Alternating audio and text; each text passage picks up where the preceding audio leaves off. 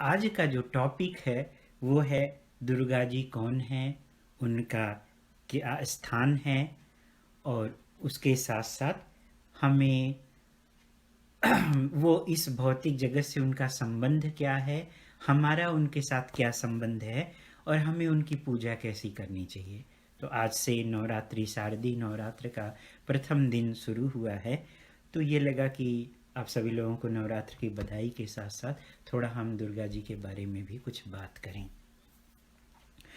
तो जो दुर्गा सप्तशती में एक जगह पे आता है मंत्र के दौरान कि या देवी सर्वभूतेषु छाया रूपेण संस्थिता नमस्तस्यै नमस्तस्यै नमस्तस्यै नमो नमः।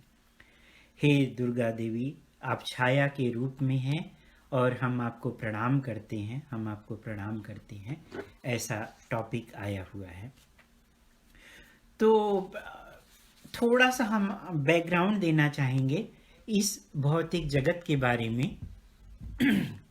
ये जो चित्र दिख रहा है, ये यहाँ पे ऊपर, सबसे ऊपर गोलोक धाम है और एकदम ऊपर जहाँ पे कि राधा और कृष्णा है, उसके बाद फिर ये जितना भी इधर दिख रहा है ये सारे बैकुंठ धाम है। बैकुंठ धाम में अलग अलग छोटे छोटे जो यहाँ पे दिख रहे हैं वो अलग अलग बैकुंठ धाम में लोक हैं। और बैकुंठ धाम और फिर ये जो है ये एक यहाँ पे ये कैलाश धाम हो गया, बैकुंठ धाम, सबसे ऊपर गोलोक धाम जो कि बैकुंठ धाम में है, उसके बाद फिर हरि धाम, ये बैकुंठ धाम हो गया, फिर ये महेश धाम जिसको कैलाश धाम बोलते हैं, यहाँ पे शंकर जी का निवास स्थान है। उसके बाद फिर ये जो दिख रहा है ये पूरा ये डार्क एरिया, ये जो है मेटेरियल स्काई है, भौतिक जगत है। इस भौतिक जगत में भगवान जो है महाविष्णु यहाँ पे हैं। महाविष्णु से अनेक ब्रह्मांड निकलते हैं और हर एक ब्रह्मांड में एक विष्णु जाते हैं, उनके नाभि कमल से ये ब्रह्मा जी की उत्पत्ति होती है। ब्रह्मा जी फिर सृष्टि की रचना करते हैं। लेकिन ये जो 14 भुवन हैं पृथ्वी लोक के ऊपर और पृथ्वी लोक के नीचे जो है अतल, वितल, सुतल, तलातल, महातल, रसातल और पाताल है। और भूवर लोक के ऊपर जो है जो है राक्षस और घोष्ट का जो जगह है वो है भूवर लोक। उसके बाद फिर जो है जहाँ पे देवता लोग होते हैं जिसको कि स्वर्ग लोक बोला जाता है। उसके बाद फिर जो है महर लोक है, उसके बाद फिर जन लोक है, फिर तप लोक है, ऊपर सत्य लोक है। इस तरह से ये भौतिक जगत जो कि एक यूनिवर्स है और एक यूनिवर्स की जो 14 भुवन है उसकी स्वामी दुर्गा जी हैं। ये दुर्गा जी के अंदर में ही ये सब रहता है। और इनकी उत्पत्ति कैसे होती है दुर्गा जी की, तो यहाँ पे श्री ब्रह्म संहिता में जब हम जाएंगे तो यहाँ पे 5वें अध्याय के 44वें श्लोक में बताया गया हुआ है, सृष्टि स्थिति साधन शक्ति रेखा, सृष्टि स्थिति प्रलय साधन शक्ति रेखा छाये वयस्य भुवनानि विभर्ति दुर्गा इच्छानुरूपमपि यस्य च चेष्टेते सा गोविंदम आदिपुरुषम तमहम भजामि।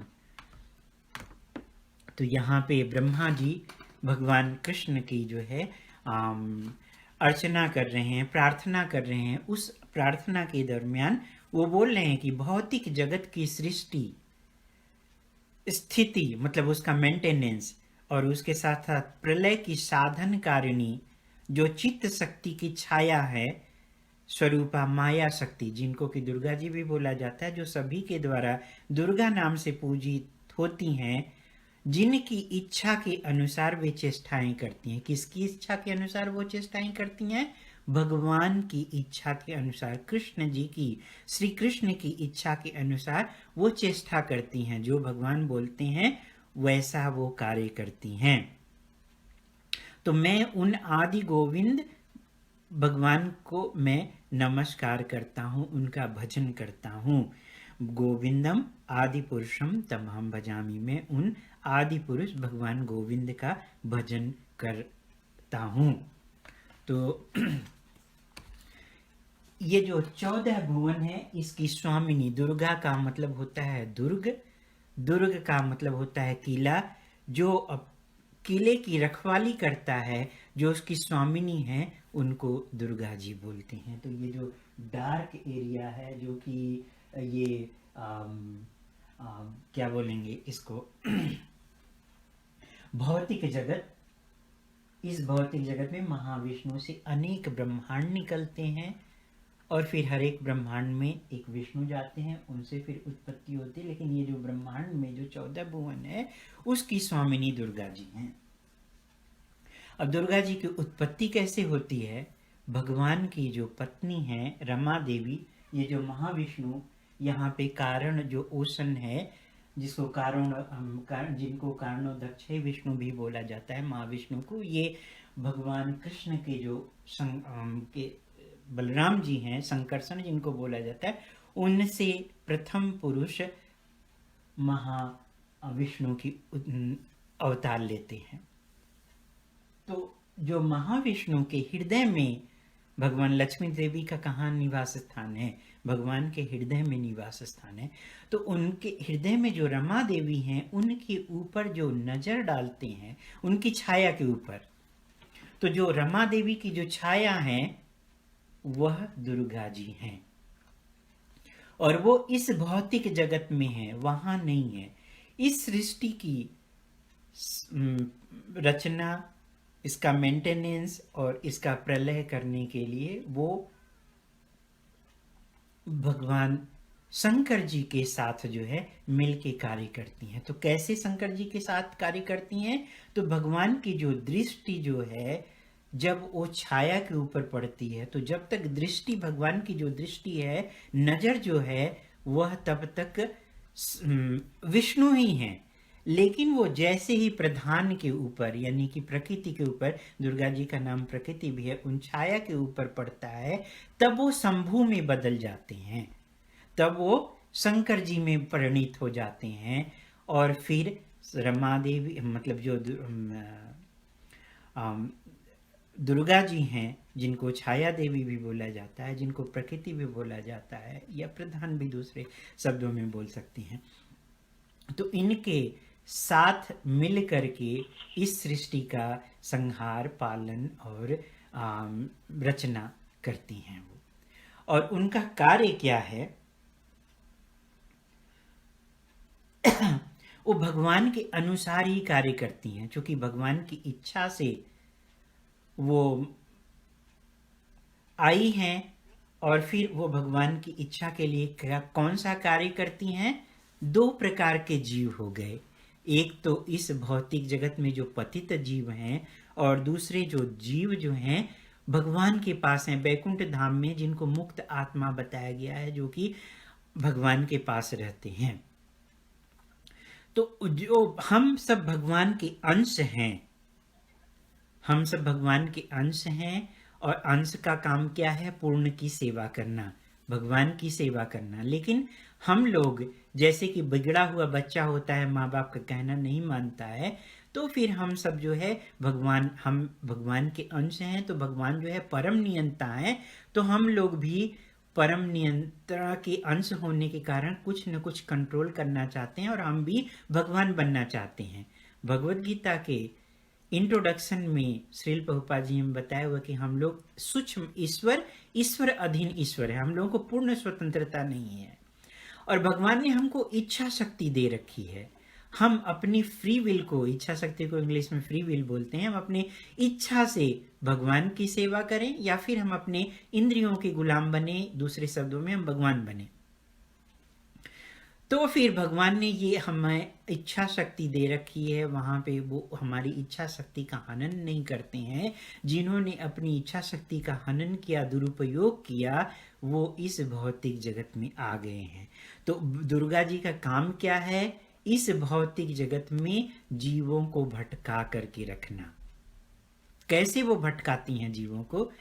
जैसे एक आया है, आया का काम क्या होता है, जो नर्स होती है या फिर डे केयर में बच्चा जो है जाता है, तो वहाँ पे वो क्या काम करती है, आया डे केयर में बच्चों को पूरा दिन भटका करके रखती है, उसको जो भी चाहिए लॉलीपॉप देना, उसको खिलाना पिलाना, प्यार करना, वो सब वो करती है, ताकि बच्चा उस समय के लिए अपने माँ बाप को भूला रहे और अपने माँ बाप के बारे में याद ना करे।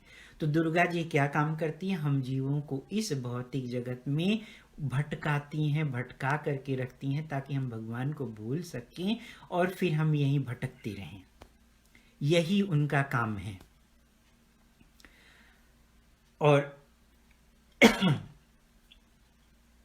दूसरे शब्दों में देखा जाए तो यह इस दुर्ग की स्वामिनी है, एक जेलर के जैसा काम करती हैं। जेलर का काम क्या है, कैदियों को जेल के अंदर रखना, बहुत अच्छी तरह से संभाल करके रखना, उनको बाहर न जाने देना। तो दुर्गा जी उस जेलर के जैसी हैं, जो हम सब जीवों को बांध करके इस भौतिक जगत में रखती हैं। जो चाहिए दुर्गा जी को लोग प्रसन्न करते हैं, प्रसन्न करके उनसे जो चाहिए वो सब कुछ प्राप्त करते हैं। और हम सब जन्म मृत्यु बुढ़ापा और बीमारी के चक्कर में भटकते जा रहे हैं, कभी मनुष्य के शरीर में, कभी कुत्ते बिल्ली के शरीर में, कभी सूकर, कभी जो है पेड़ पौधे, कभी बिच्छू, कभी कीड़ा, कभी शेर चीता भालू, जो भी हो सकता है, जैसा हमारा मृत्यु के समय जैसा ध्यान रहता है, उसी तरह से हम जो है अलग शरीर प्राप्त करते हैं। दूसरे शरीर शब्दों में ये बोला जा सकता है कि जो हम जिंदगी भर किए रहते हैं उसी के अनुसार हमको शरीर मिलता है और फिर हम उस हिसाब से भटकते रहते हैं एक शरीर से दूसरे शरीर में। यही काम दुर्गा जी का है। तो जेलर छोड़ता नहीं है। जेलर को जब कोर्ट से आदेश आता है तब जाकर के वह जो है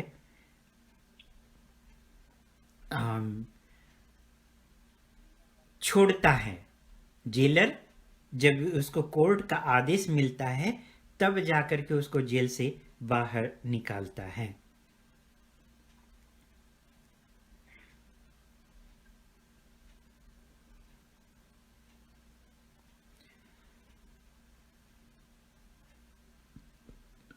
तो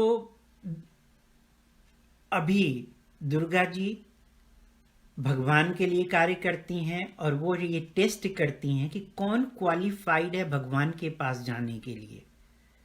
जो क्वालिफाइड है, जो भगवान की भक्ति में लग गया हुआ है, शुद्ध भक्ति में पूर्ण रूप से भगवान को समर्पित हो गया है, उसको वो जाने देती हैं, उसको वो छोड़ देती हैं। और जो क्वालिफाइड नहीं है, ताकि कोई धोखा दे करके चीटिंग करके न जा सके भगवान के पास, क्योंकि फिर वो वापस आएगा, इसलिए वो उसका टेस्ट करती हैं कि कौन क्वालिफाइड है कौन नहीं है। जो क्वालिफाइड नहीं है वो दुर्गा जी उसको अपनी माया में फंसा करके उसको भटका देती हैं, लेकिन जो क्वालिफाइड है उसको वो अपने साथ नहीं भटकाती हैं, उसको मदद करती हैं, भगवान के पास ले जाने में मदद करती हैं। और अभी हमने प्रकृति बताया, शुरू में हमने बताया कि प्रकृति तो दुर्गा जी की गोद के अंदर ही ये सब कुछ है। जो भौतिक जगत है, ये 14 भुवन की स्वामिनी है, इनके अंदर ही इसकी जो है ये भौतिक हम सब हैं, मौजूद हैं, इसलिए इनको माता के सम्मान दर्जा दिया गया है। वो माता है क्योंकि हम सब उनके अंदर ही हैं, दुर्गा जी के अंदर ही, इस प्रकृति के अंदर ही हैं, इसलिए उनको दुर्गा माता बताया गया हुआ है। तो ये दुर्गा जी हैं और उनका कार्य भी क्या हो गया, जीवों को भटकाना। और हमें कैसे उनकी पूजा करनी है कि हे देवी आप अपनी माया को हटाइए और हमें भगवान की सेवा में लगाइए, ताकि हम इस जन्म मृत्यु के चक्कर से निकल करके वापस हम अपने घर जा सकें, भगवान के पास जा सके, जहाँ से हम फिर वापस न आए।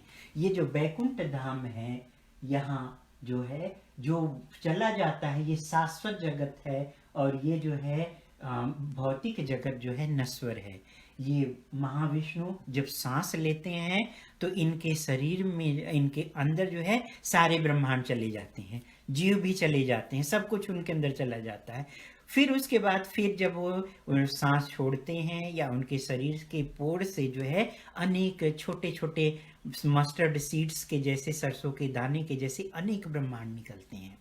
और फिर ईच ब्रह्मांड में इस तरह से जो है ये चलता रहता है, ये चलता रहता है। कभी जो है मैनिफेस्टेशन होता है, कभी अनमैनिफेस्टेशन के स्टेज में रहते हैं। जब जीव जो है भगवान के शरीर में जाता है तो वो सुसुप्त अवस्था में पड़ा रहता है। फिर जब सृष्टि की रचना होती है तो फिर से वो जो जो कर्मा लिया रहता है उस कर्म के अनुसार वो फिर से वहां पे जो है सृष्टि में डाल दिया जाता है।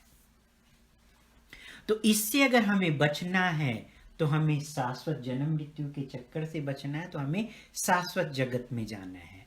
और भगवान भगवत गीता में बोलते हैं कि मया अध्यक्षेन प्रकृति, मेरे अधीन जो प्रकृति है इसको समझ पाना बहुत ही कठिन है, इसको समझ पाना बहुत ही कठिन है।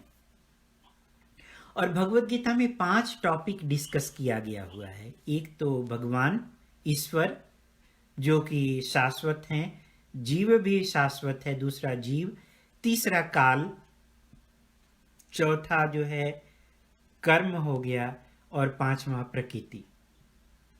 तो काल जो है वो कलयुग, सतयुग, द्वापर, त्रेता, ये साइकिल चलती रहती है। या दूसरे शब्दों में देखा जाए तो जो सृष्टि की रचना, प्रलय और फिर उसके बाद मेंटेनेंस, ये कंटिन्यूसली चलता रहता है। तो इसलिए यह शाश्वत हो गया क्योंकि ये साइकिल चलती रहती है। और जीव भगवान का अंश है, वह भी सच्चिदानंद है, इसलिए ये भी शाश्वत है। और प्रकृति जो है वो भी शाश्वत बताई गई हुई है। जो कर्म है वह बदलता रहता है, वह शाश्वत नहीं है। अगर कर्म शाश्वत हो जाए तो हम यहीं पे हमेशा पड़े रहेंगे। इसलिए हमें अपने कर्मों को बदलना है और कर्म को इस तरह से लाना है ताकि हम अकर्म कर सकें, न अच्छा करें न बुरा करें। अच्छा कर्म करेंगे, अच्छा शरीर मिलेगा, फिर उस शरीर को भोगेंगे और उस शरीर को भोग करके फिर हमें दूसरा शरीर मिलेगा। बुरा करेंगे, बुरा शरीर मिलेगा, फिर हम नरक में जाएंगे या भूत प्रेत की योनि में जा सकते हैं या और बुरा जा सकते हैं। तो इस तरह से हम अच्छा करेंगे तो अच्छा शरीर मिलेगा, जन्म मृत्यु के चक्कर में पड़ेंगे, बुरा करेंगे तो बुरा शरीर मिलेगा और फिर हम जन्म मृत्यु के चक्कर में पड़ेंगे। तो भगवत गीता के अनुसार हमें अकर्म करना है। अकर्म का मतलब ये है कि वह कर्म जो हम अपने लिए नहीं करें, जिसके बंधन से हम लिप्त न हो, जिसके बंधन से हम मुक्त हों। और उस बंधन से मुक्त होने के लिए हमें अकर्म करना पड़ेगा। कर्म बंधन से मुक्त होना है तो अकर्म का मतलब वह कर्म जो हम अपने लिए नहीं करते हैं, भगवान के लिए करते हैं। और भगवान के लिए कैसे करते हैं? गुरु, साधु और शास्त्र के निर्देशन में।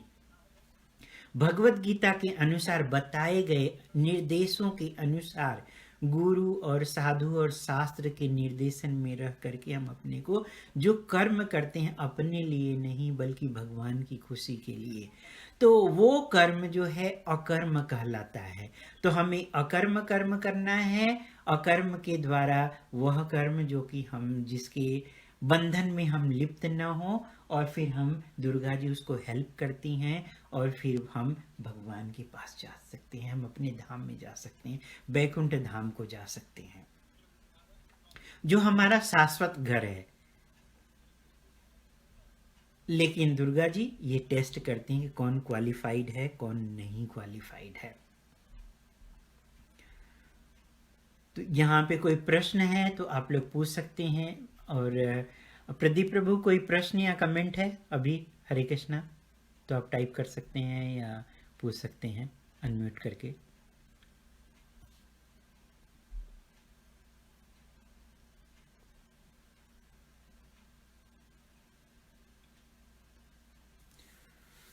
ओके तो हमें भगवान के पास जाना है और भगवान के पास जाने के लिए हमें भगवान की सेवा में लगना है। और कैसे अलग अलग युग में अलग अलग धर्म दिए गए हुए हैं, युग धर्म है। जैसे कि सतयुग में अष्टांग योग करके लोग जो है मुक्ति को प्राप्त होते थे, और उस समय लोगों की औसत आयु जो थी वो 1 लाख साल थी। उसके बाद दूसरा युग त्रेता युग आया। त्रेता युग में लोगों को जो मुक्ति मिलती थी, मुक्ति का मतलब ये है कि जन्म, मृत्यु, बुढ़ापा और बीमारी से छुटकारा पाना, बार बार का जो जन्म चक्कर, मृत्यु का चक्कर है, इससे छुटकारा पाना। उस समय यज्ञ करने से लोगों की औसत आयु 1000 साल थी, 10,000 साल थी। उसके बाद तीसरा युग द्वापर युग आया, जिस समय भगवान कृष्ण स्वयं आए हुए थे। उस युग में जो युग धर्म था वह भगवान के अर्च विग्रह की आराधना करने से, भव्य आराधना करने से जो है मुक्ति मिलती थी। लोगों की औसत आयु 1000 साल थी। कलयुग में शुरू में 100 साल है, उसके बाद 10,000 साल के बाद 50 साल हो जाएगी औसत आयु। और इस कलयुग में क्या करेंगे लोग जो है, ये अष्टांग योग कर नहीं सकते हैं। यज्ञ करने के लिए वो इतनी सही प्रोनाउंसिएशन है नहीं, न तो क्वालिफिकेशंस है, और अर्च विग्रह की आराधना भी हम प्रॉपरली कर नहीं सकते, हम क्लीन नहीं होते हैं। तो फिर क्या किया जाए, तो भगवान ने अपनी पूरी शक्ति अपने नाम में डाल दी। अभिनत्वन नाम नामिनो, भगवान और भगवान के नाम में कोई अंतर नहीं है। तो भगवान ने अपनी पूरी शक्ति अपने नाम में डाल दी हुई है, और हमें भगवान के नाम के जप के द्वारा ही हमें मुक्ति मिल सकती है। हरेर नाम हरेर नामैव केवलम, कलो न अस्ति एव न अस्ति एव न अस्ति एव गतिर अन्यथा। कलयुग में और कोई रास्ता नहीं है, भगवान के नाम के जप के द्वारा ही मुक्ति मिलने वाली है। तो हमें भगवान का कोई भी नाम हमें मुक्त दे सकता है, लेकिन जिससे भगवान के प्रति प्रेम उत्पन्न हो, जो ब्रज का प्रेम है, जो गोपियों का प्रेम है, जो राधा रानी का प्रेम है, वो विकसित हो हमारे अंदर, उसके लिए सबसे मोस्ट इम्पॉर्टेंट है महामंत्र का जाप करना। महामंत्र वो मंत्र है जिसके लिए कि हमें कोई मुहूर्त, समय, टाइम ये सब देखने के लिए नहीं ज़रूरत है, क्योंकि मृत्यु के समय क्या कंडीशन रहेगा, शरीर में क्या लगा रहेगा, कैसे दशा में रहेंगे। टट्टी पेशाब भी हो जाता है, क्योंकि मृत्यु के समय शरीर छोड़ने में आत्मा को बहुत त्रास दिया जाता है, इतनी तकलीफ दी जाती है कि 10,000 बिच्छू के डंक के बराबर जो है दर्द दिया जाता है, ताकि ये शरीर छोड़ सके। जो है आत्मा और शरीर का लगाव हो जाता है, क्योंकि हम इस भौतिक जगत में मध्य आत्मा है, छोड़ना नहीं चाहता है। तो फिर उस समय टट्टी पेशाब भी लग सकता है, हो जाता है काफ़ी लोगों को। तो इसलिए ये मंत्र, महामंत्र के लिए कोई टाइम, कोई सर्कमस्टेंसेस कुछ भी नहीं, किसी भी देश काल परिस्थिति, दिन हो रात हो, मृत्यु हुई हो, शादी हुई हो, बच्चा पैदा हुआ हो, किसी भी वक्त कर सकते हैं। और सो करके उठे तो भी, सोए हैं तो, सोने के बाद भी, नहाए नहीं हैं तो भी कर सकते हैं। वो है हरे कृष्ण कृष्ण कृष्ण हरे हरे, हरे राम राम राम हरे हरे। इसी मंत्र के द्वारा हम जो है भगवान की भक्ति में लग सकते हैं और हम मुक्त हो सकते हैं। तो ये था थोड़ा सा दुर्गा जी का स्थान। और उसके साथ साथ अब कुछ लोग जो है, दुर्गा जी का एक नाम काली भी है। तो कुछ लोग क्या काम करते हैं, काली काली करते रहते हैं, और फिर उसके बाद जो है वो काली जी को बलि भी देते हैं। और कलयुग में बलि पूरी तरह से वर्जित है, पूर्ण रूप से। कलयुग की तो बात ही छोड़ दीजिए, सतयुग में जिनके नाम पे इस पृथ्वी लोक का नाम भारतवर्ष पड़ा हुआ था, भारतवर्ष, जो महाराज भरत थे, जो कि ऋषभ देव, जिनसे कि जैन धर्म निकला हुआ है, उनके वो पुत्र थे। और फिर जो ऋषभ देव थे, उनके पुत्र जो भरत थे, महाराज भरत, वो एक डियर के साथ अटैचमेंट हो गया था। जब वो सब कुछ त्याग करके जंगल में गए हैं ध्यान के लिए, तो वहाँ डियर के बच्चे के प्रति लगाव हो गया। फिर उनको दूसरा शरीर जो है डियर का मिला, और फिर वो हिरण रूप में एक ऋषि के आश्रम में उन्होंने अपने शरीर को त्यागा। उनको पता था कि मैं कैसे भटक गया हुआ था, डियर के प्रति प्रेम उत्पन्न हुआ और मृत्यु के समय हिरण का याद आया, हिरण ध्यान में रहा, चित्त में रहा, फिर हिरण का शरीर मिला। फिर उन्होंने ऋषि के आश्रम में जाकर के हिरण के शरीर को त्यागा और फिर उनको एक ब्राह्मण परिवार में जन्म मिला। और उसके बाद जब वो ब्राह्मण परिवार में जन्म मिला है तो फिर उनका नाम था जड़ भारत। उनको अपने पिछले जन्मों का सब पता था भगवान की कृपा से, इसलिए वो अपने को मूर्ख के समान बना करके रखे हुए थे और भगवान की भक्ति में वो लगे हुए थे। किसी को ये लगता था कि एकदम बेवकूफ़ हैं, जड़ मतलब कि जिसके पास कोई बुद्धि ना हो, मंद बुद्धि वाला। और फिर काली के जो भक्त थे वह बलि देने के लिए जड़ भारत को उठा ले गए और जड़ भारत चले गए। उन्होंने विरोध भी नहीं किया और उनको बलि देने के लिए जैसे उन्होंने वो चाप करने की कोशिश किया है, वैसे ही काली जी जो है अपनी मूर्ति को तोड़ करके उसमें से प्रकट हुई हैं और उसके बाद फिर अपने जो उनके भक्तों को ही उन्होंने काटना शुरू कर दिया और फिर उनके रक्त को उन्होंने पिया। और उसके साथ साथ काली की जो सहेलियां थी वो सभी सहेलियां आई हैं और फिर जितनी भी मुंड माला थी उसको जैसे गेंद उठा करके खेलते हैं फुटबॉल के गेम के जैसा, वहाँ पे वो लोग गेम खेलने लग गई जो है। तो ये काली जी जो है वो मतलब कि कलयुग में तो बलि वर्जित है, लेकिन कुछ लोग जो है दुर्गा जी के नाम पे बलि भी देते हैं जो कि अत्यंत गलत है। और उसके जो लोग बलि देते हैं उनके बारे में नरक में एक विशेष प्रकार का नरक बताया गया है, वहां पे जाकर के वो भोगते हैं। तो इसलिए हमें उस नरक से जानने से बचना है, तो हमें दुर्गा जी से प्रेयर करना है और उनको बलि नहीं देना है। उनसे ये रिक्वेस्ट करना है कि प्लीज़ हमको आप अपनी भक्ति में भक्ति अपनी असली भक्ति दीजिए। और वो उनकी असली भक्ति है कि उनको उनके स्वामी की सेवा में लगा करके, हमको अपनी स्वामी की सेवा में लगा करके रखें। और उनके स्वामी कौन है? भगवान हैं, भगवान विष्णु हैं, कृष्ण हैं। उनके सामने वो हाथ जोड़ करके खड़ी रहती हैं, तो वो भगवान के इच्छा के अनुरूप ही कार्य करती हैं। और वो अलग से कुछ नहीं करती हैं। वो टेस्ट करती हैं कि कौन क्वालिफाइड है, कौन नहीं क्वालिफाइड है। जो क्वालिफाइड है उसको भगवान के पास जाने देती हैं और जो क्वालिफाइड नहीं उसको इस भौतिक जगत में जो है भटका करके रखती हैं। और माया देवी तो अनेक रूप बदल बदल करके आती हैं ताकि वो टेस्ट कर सकें कि कौन क्वालिफाइड हैं। और जो क्वालिफाइड हैं वो भगवान की शुद्ध भक्ति में लगे हुए हैं। और शुद्ध भक्ति का परिभाषा है अन्याभिलाषिता शून्यम ज्ञान कर्मादि अनावृतम अनुकूल्येन कृष्णानुशीलन उत्तम भक्ति। उत्तम भक्ति वो है जिसमें कि हमारी कोई अन्य अभिलाषा नहीं हो, एंजॉयमेंट की कोई अभिलाषा नहीं, एक ही अभिलाषा होती कि हम भगवान को कितने अच्छे से सर्व कर सकें, इसके अलावा और कोई अभिलाषा नहीं होती है। भगवान की सेवा करने की अभिलाषा होती है।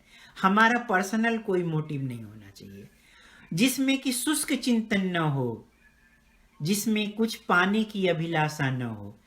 ज्ञान कर्मादि अनामृतम मतलब उसका अछुआ, उससे टच भी न हो, टिंच मात्र टच भी न हो, जिससे कि हम शुष्क चिंतन में लगें या फिर जो है सकाम कर्म में लगें, टिंच मात्र न हो। अनुकूलेन कृष्णानुशीलनम, अनुकूलेन भगवान को जो पसंद है वो हमें करना है और ये गुरु साधु और शास्त्र के निर्देशन में करना है। अनुकृष्णानुशीलनम, जो भगवान के जो भक्त हैं, जो आचार्य हैं, पूर्ववर्ती आचार्य रहे हैं, जो महाजन रहे हैं, उनके बताए हुए रास्ते पे हमें चलना है। अपने मन से नहीं चलना है। ये नहीं कि हम भगवान की भक्ति अपने मन से करें, नहीं।